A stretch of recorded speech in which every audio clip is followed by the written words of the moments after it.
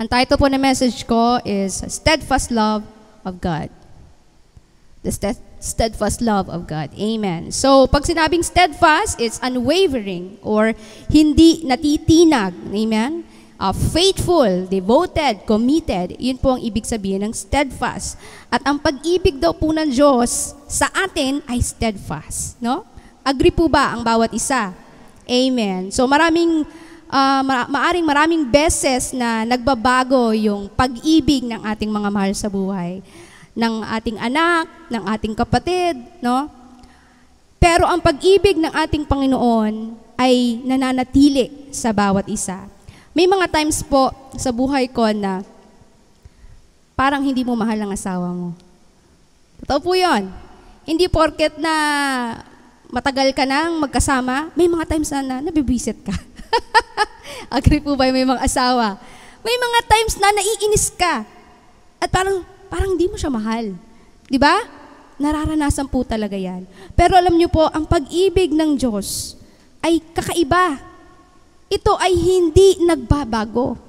Ang pag-ibig niya hindi nawawala at hindi natitinag. At ito po yung ating pag-uusapan ngayong umaga. Kung bakit na lamang ganon ang pag-ibig ng Diyos sa atin. Amen? Never ceases. Hindi tumitigil. Amen? So, our text verse this morning is in Lamentations 3:22-23. Sabi po dito sa English Standard Version, "The steadfast love of the Lord never ceases. His mercies never come to an end. They are new every morning.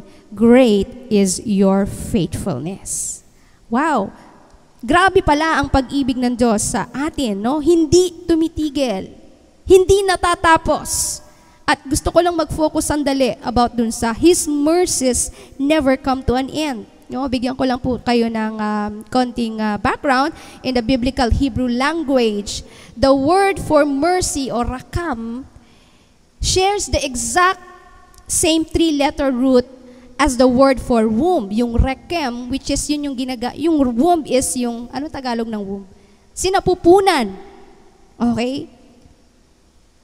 And based on the close linguistic connection between these terms, God's mercy toward humanity denotes the same kind of divine protection that a baby has in its mother's womb.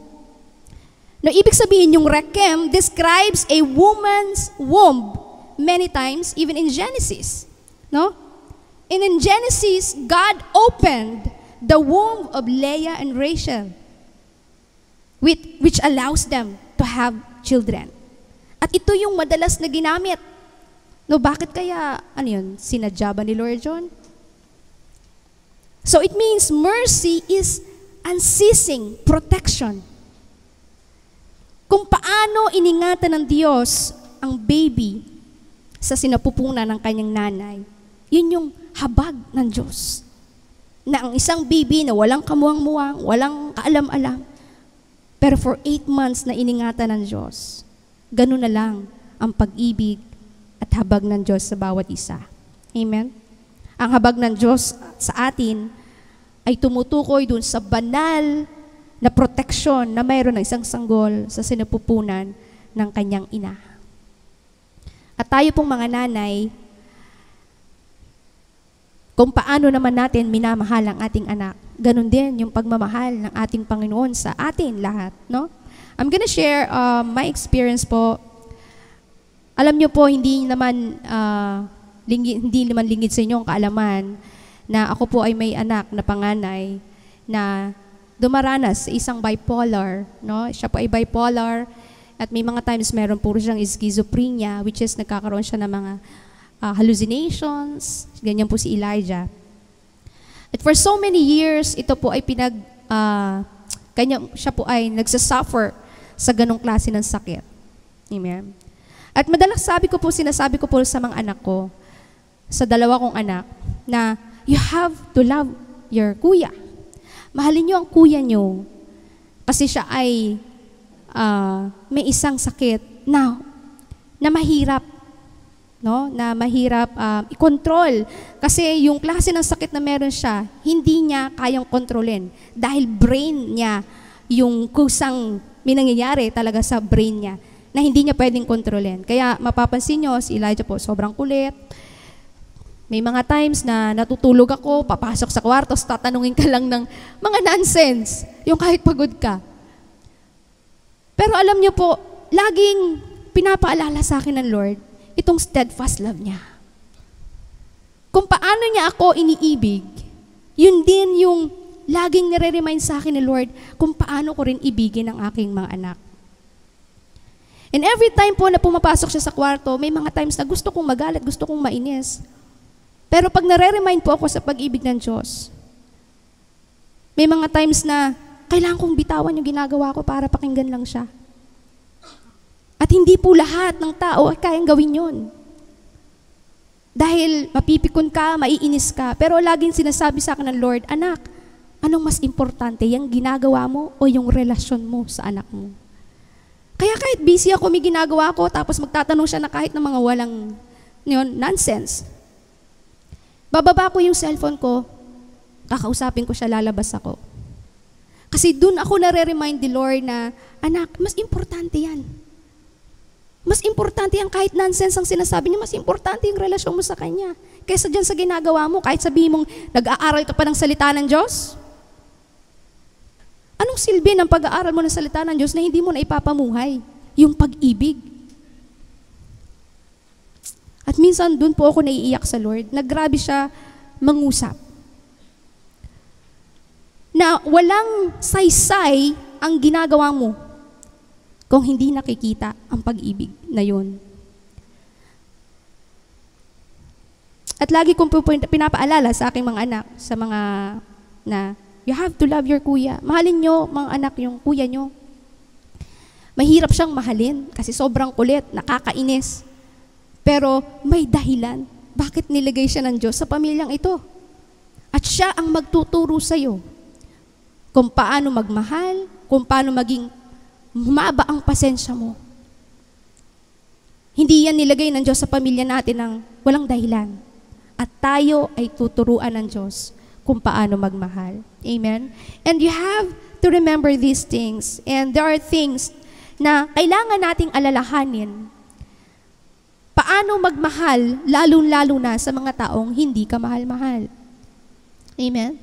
Number 1, God's love is perfect and serves as example for how to be in love. In 1 Corinthians 13:4-7, pakibasa po natin. Love is patient and kind. Love is not jealous or boastful or proud or rude. It does not demand its own way. It is not irritable, and it keeps on no record of being wrong. It does not rejoice about injustice, but rejoices whenever the truth wins out. Love never gives up, never loses faith, is always hopeful, and endures through every circumstance. So in 1 Corinthians 13 po, na ating binasa, it describes the qualities of love. Amen? And Paul wrote this letter, marami pong sinulat si Paul na letter sa mga church ng Corinth. And ito pong letter na ito, in this church, they were lacking in love. The reason kung bakit ito sinulat ni Paul, dahil yung mga tao nandun ay nagkakanya-kanya. Hindi nagpapakita ng pag-ibig sa bawat isa. And in this passage po, Paul addressing this church about their failures, no? Contrasting them with the love that they should have for each other. Na kailangan nilang mahalin ang bawat isa. Kaya naman po, kung dapat nilang maunawaan yung pag-ibig na sinasabi ni Paul para sa church. Kaya ito, dinescribe ni Paul, yung qualities ng love na dapat meron ang bawat Kristiyano, ang bawat isa. And the love is not an optional, it is a commandment. Ito po ay inutos ng Diyos. And you will see that in John 15:12. This is my commandment. You have to love one another as I have loved you. Dapat mong mahalin ang iyong kapwa katulad ng pagmamahal ko sa iyo. Amen? Mahal po ba natin ang mga kaaway natin? Mahirap mahalin ang isang tao, lalo na hindi ka mahal-mahal. Amen.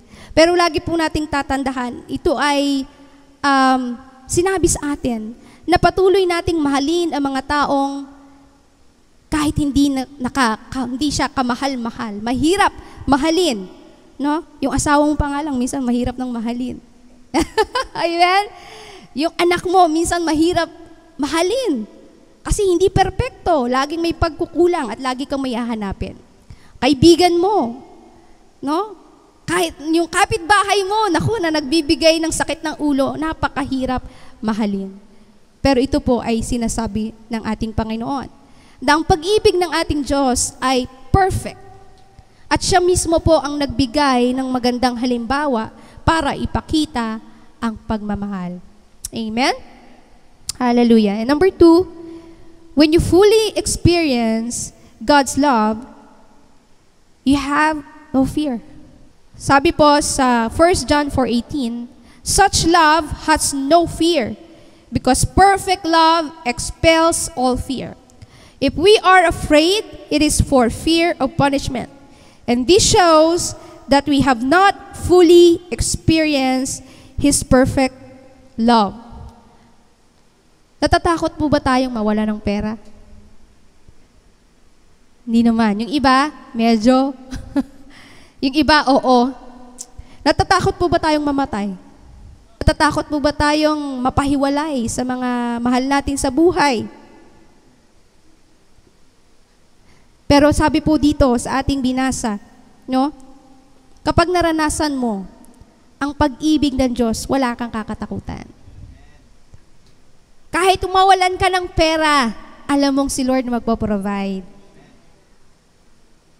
Kahit merong kang taong mahal na napalayo sa'yo, alam mo na iko-comfort ka ni Lord. Alam mo na hindi ka bababayaan ng Panginoon. May mga taong nawala ng asawa, naging widow, pero hindi sila pinabayaan ng Panginoon. Amen? Wala kang dapat katakutan, kapatid, kapag ikaw ay may relasyon sa Panginoon. Hindi ka dapat matatakot. Ipapakita ng Diyos yung mga kaparaanan niya. Amen? Ano po ba ang kalaban ng fear? Faith. Kailangan nating manampalataya sa anumang mga bagay na hinihingi natin sa Panginoon, ipagkakalob niya sa atin. Amen? And number 3, God's love is too great to fully understand. Alam niyo po, even yung basahin lang muna natin sa Ephesians. Yan, Ephesians 3:18-19. And many you have the power to understand, as all God's people should, how wide, how long, how high, and how deep His love is. May you experience the love of Christ. Though it is too great to understand fully, then you will be made complete with all the fullness of life and power that comes from God. Alam niyo po, yung prayer ni Paul dito is gusto niya na maunawaan natin ang kadakilaan ng pag-ibig ng Diyos. Kaya niyo po ito sinulat. At dito po natin malalaman sa ating binasa kung gaano kalaki, kalalim ang pag-ibig ng Diyos sa bawat isa. Na minsan po napakahirap unawain. Napakahirap unawain at hanggang ngayon kahit napakatagal mo ng Christian, minsan nalilimutan natin kung gaano tayo kamahal ng Diyos. At yun ang nagiging dahilan kung bakit gumagawa tayo ng mga bagay na hindi kalooban niya. Nalilimutan natin na tayo'y mahal ng Diyos. Nalilimutan natin na merong Diyos na pwedeng mag-provide ng lahat ng ating pangangailangan. Merong Diyos na laging nariyan para i-comfort ka sa mga problema mo. At minsan, gumagawa tayo ng mga sarili nating desisyon sa buhay dahil nalilimutan natin kung gaano tayo minamahal ng Diyos. At kung babalikan po natin ang verse na ito, dito pinapakita na halos hindi mo masusukat ang pag-ibig ng Diyos. sa ating lahat. Naniniwala po ba tayo na tayo ay minamahal ng Diyos? Hindi lang po basta mahal lang ng Lord. Malalim, mga kapatid, ang pag-ibig ng Diyos sa atin at napakaganda ng buhay na hinanda niya sa atin. Kaya lang hindi natin marating-rating yung plano ng Diyos dahil minsan meron tayong mga sariling kagustuhan.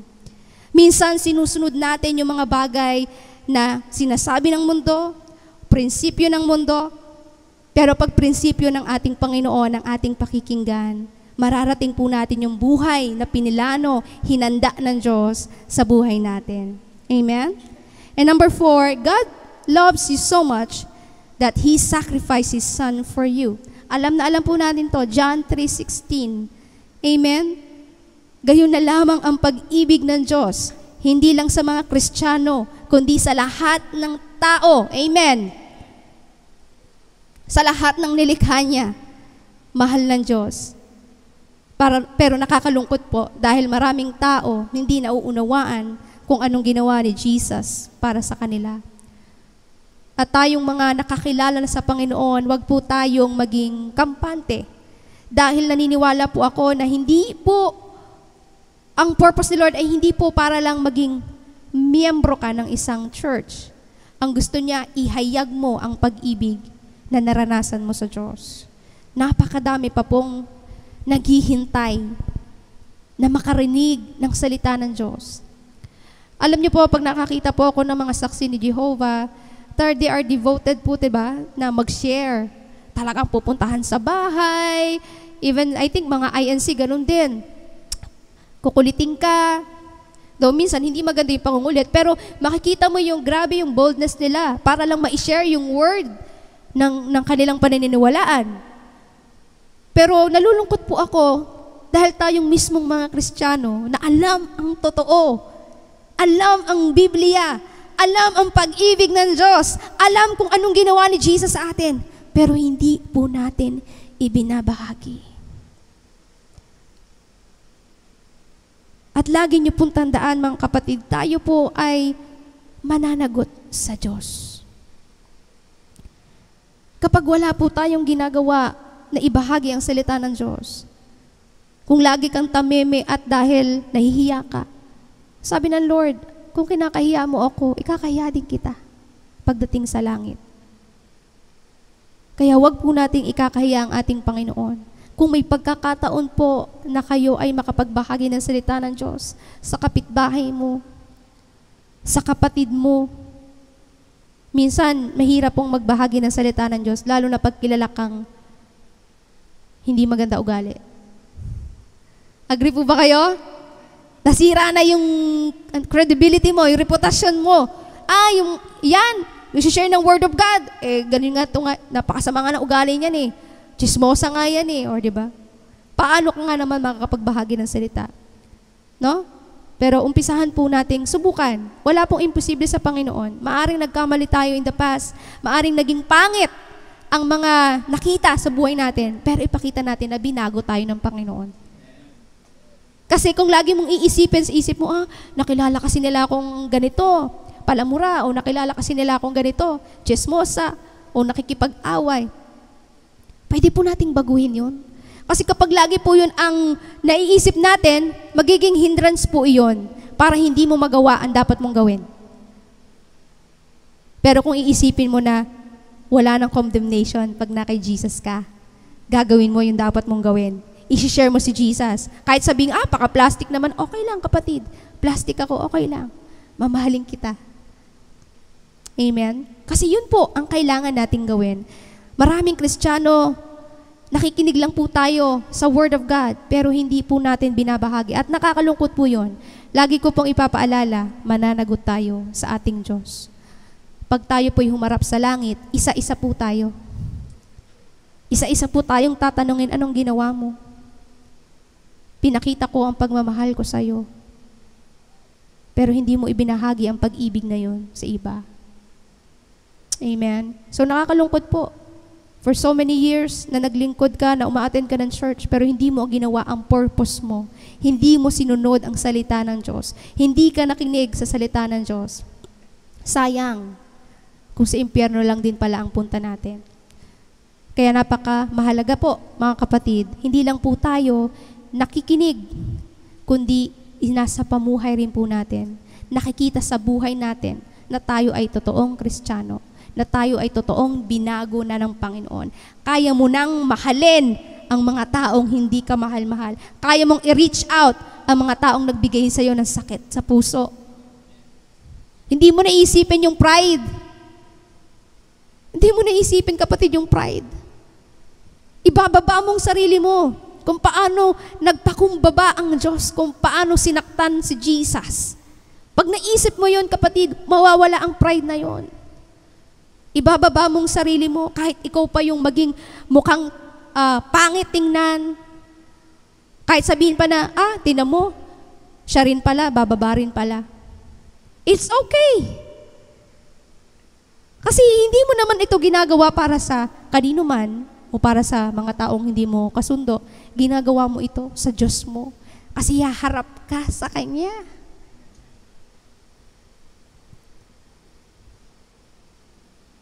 At sasabihin ng Lord na, anak, ilang taon ka nga naglingkod. Pero yung kaaway mo, ang tagal mo rin hindi pinansin. Amen? Napakahalaga po ng relasyon. Higit sa ano pa mang bagay, lagi po tayong babalik sa relasyon, yung salitang relationship. Kasi kung totoong relationship mo kay God, totoo rin ang relasyon mo sa ibang tao. Kaya mo silang mahalin kahit hindi sila kamahal-mahal. Amen? Number 5, God loved you enough to die for you when you were still rebelling against God. In Romans 5:8, but God showed His great love for us by sending Christ to die for us while we were still sinners. Alam niyo po, pinakita ni Lord dito, yung great love niya, sa pamamagitan ng ginawa ni Jesus sa cross, habang tayo pa ay nagkakasala. Habang tayo ay gumagawa ng hindi maganda. Si Lord hindi tumigil ipakita, i-demonstrate yung love niya sa kanyang mga anak. Now, the question, are you worthy of God's love? Are you worthy of God's love? Mark 7:21, for it is from within, out of person's heart, that evil thoughts come, sexual immorality, theft, murder, adultery, greed, malice, deceit, lewdness, envy, slander, arrogance, and folly. All these evils come from inside and defile a person. Ang mga bagay na binanggit ko po, ito ang mga nagpaparumi sa atin. Maaring nangyayari sa atin, we don't know. Pero ang tanong, yung pag-ibig ba ng Diyos ay sapat para iwanan mo ang mga kasalanang ito, ang mga nagpaparuming ito sa buhay ng isang Kristiyano? Amen? Kaya, palaging ipapaalala sa atin yung steadfast love ng ating Diyos.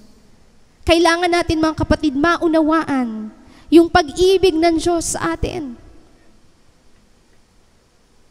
Na madalas po lagi nating nakakalimutan. Maaring ngayon, naiintindihan natin pagkalipas ng ilang araw, galit na naman tayo sa kaaway natin, ayaw na naman nating magmahal, gumagawa na naman tayo ng mga bagay na hindi maganda. Kaya napaka-importante po na lagi tayong kumonekta, manalangin sa ating Panginoon. Dahil yun lang po ang isang way para lagi nating nare-remind yung pag-ibig niya sa atin. Mahal na mahal po tayo ng ating Diyos. Kahit ilang beses tayong magkulang, kahit ilang beses tayong tumalikod, lagi siyang maghihintay para yakapin tayo. Amen? No matter how much you have messed up or how far you feel from God, He still loves you and wants a relationship with you. Can we all stand? Hallelujah.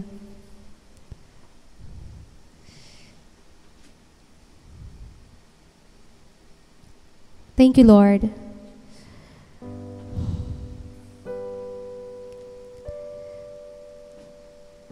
Napakabuti mo, Panginoon.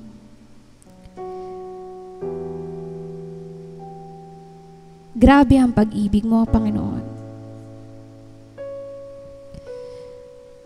Maraming salamat, Lord, na minsan pa ni-remind mo kami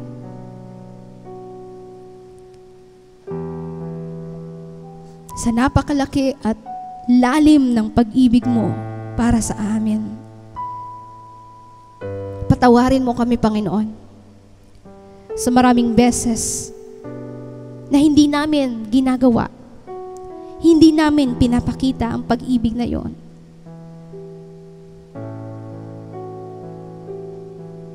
Patawarin mo kami, Panginoon, kung may pagkakataong hindi namin kayang mahalin ang mga taong nasa paligid namin. Nalilimutan namin na mas mahalaga pala ang relasyon sa aming kapwa, lalo-lalo na sa iyo, Panginoon. Patawarin mo ang bawat isa, Panginoon. Linisin mo ang puso namin, ang isip namin kung kami, Panginoon, ay nakagawa ng mga bagay na hindi kalugod-lugod sa iyo. Kung kami nag-isip ng masama laban sa aming kapwa, patawarin mo kami, dakilang Diyos. Tulungan mo kami, Panginoon, na magtagumpay sa anumang temptation, sa anumang challenges, O God. Kami nananampalataya na bilang iyong anak, O God, kami magtatagumpay sa lahat, O God. Samahan mo ang bawat isa, dakilang Diyos. I-remind mo ang iyong mga anak